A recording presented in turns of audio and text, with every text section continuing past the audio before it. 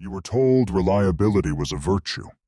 Showing up early, staying late, absorbing more than your role required. These were the marks of someone serious. Someone who understood how the world worked. The system confirmed it. Small recognitions. The quiet approval of those who needed someone exactly like you. But here is what the system did not explain. The behavior it rewarded most consistently was not excellence. It was compliance without resistance. And compliance, sustained long enough, does not remain a choice.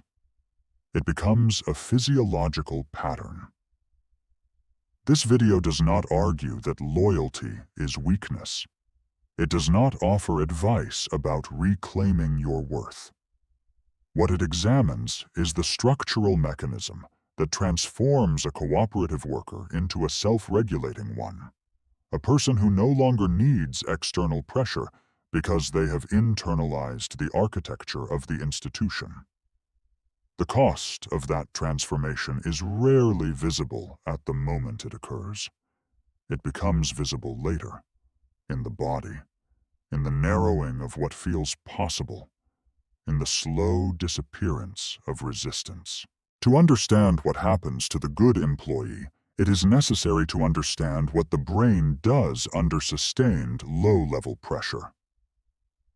Not acute stress, not crisis, chronic, ambient, predictable pressure. The kind produced by performance reviews, social evaluation, and the constant low-grade awareness that your position is conditional. Under these conditions, the brain does not break down. It optimizes.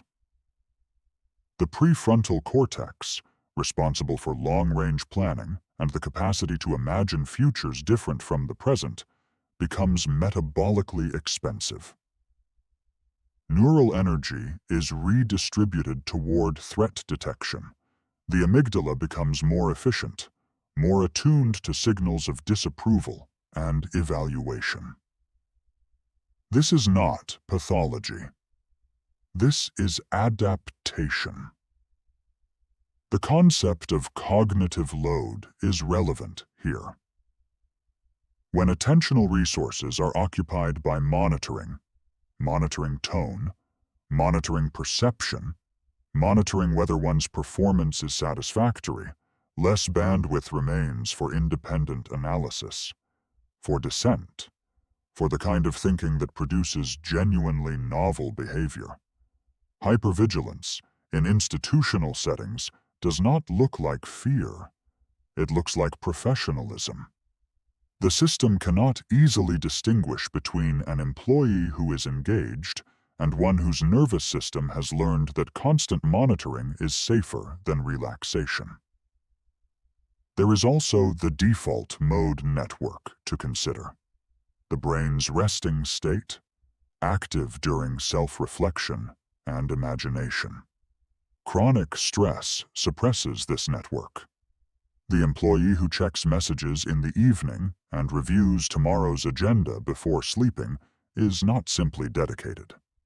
They are operating with a compressed default mode, reduced access to the neural substrate that generates creative thought, and long-term self-assessment. The institution benefits from this compression. It rarely acknowledges it.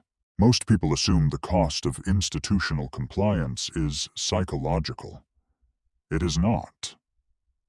Or rather, it does not stop there. Robert Sapolsky describes a consistent pattern in organisms subjected to prolonged, low-intensity pressure, a gradual shift from exploratory behavior to preservation behavior. The organism stops testing boundaries, begins allocating energy towards maintaining what already exists, rather than building what might exist. This is not weakness.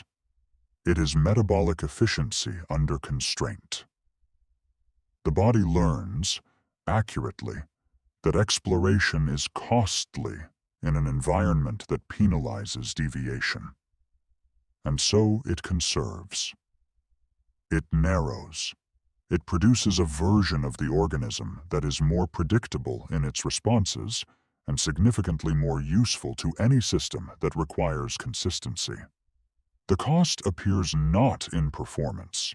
The performance often remains high. It appears in the slow erosion of long-term aspiration, in the increasing difficulty of imagining a fundamentally different arrangement. In emotional flattening, not depression exactly, but a reduced amplitude, where discomforts become normalized and the future begins to resemble the present. Foucault's analysis is instructive here. Institutions do not primarily operate through force. They operate through normalization. The production of subjects who regulate themselves according to internalized standards, making external surveillance increasingly unnecessary. The good employee does not need to be watched. They have absorbed the criteria by which they would be evaluated and now apply those criteria continuously to themselves. That is not discipline imposed from the outside. That is the institution distributed into the nervous system. At this point, the system no longer requires pressure. The organism maintains the pattern itself. The adapted employee avoids long-term risk, not from poor analysis, but because their nervous system has learned to associate deviation from the stable path with threat. They choose the smaller, more predictable option. They develop a preference for stability over autonomy. Autonomy, by this stage, feels less like freedom and more like exposure. The structure of the institution, however constraining, produces a metabolic comfort. Knowing what is expected reduces cognitive load. They reduce confrontation with authority, not through respect, but through energy conservation. The system does not need to punish resistance aggressively. It only needs to make resistance consistently less efficient than compliance. They interpret emotional fatigue as maturity. The quieting of ambition, the softening of frustration, the disappearance of the feeling that something is wrong. This is experienced not as loss, but as perspective, as the natural result of understanding how the world works. It is not a lie they were told. It is a conclusion they arrived at through sustained biological experience. They maintain chronic vigilance disguised as conscientiousness. The nervous system that cannot fully rest is described as driven. These are not personality traits. They are efficient survival patterns produced by a structure that needed them to function this way. There is a specific quality to these patterns that distinguishes them from personal failure. They are consistent across industries, across economic strata, across cultures with different values. The same behavioral convergences appear. The narrowing of aspiration, the normalization of fatigue, the internalization of evaluative pressure, the slow disappearance of resistance. When a system produces the same pattern across millions of individuals, the pattern stops looking like psychology. It starts looking like architecture. The institution does not need to be deliberate to produce this outcome. It requires only that it reward predictability, that it activate threat detection systems through evaluation, and that it sustain this environment long enough for adaptation to occur. Which it does. The organism adapts. The adaptation is rewarded. The reward reinforces the adaptation. The system stabilizes around a version of the employee who generates output consistently and requires diminishing amounts of external management. What remains less examined is what exists after this optimization. Not in the institution continues. in the individual who spent a decade becoming its most reliable component, and who finds that cognitive flexibility, tolerance for uncertainty, the capacity to imagine a genuinely different arrangement, these have atrophied in the same way that any unused system atrophies. Not gone. Reduced.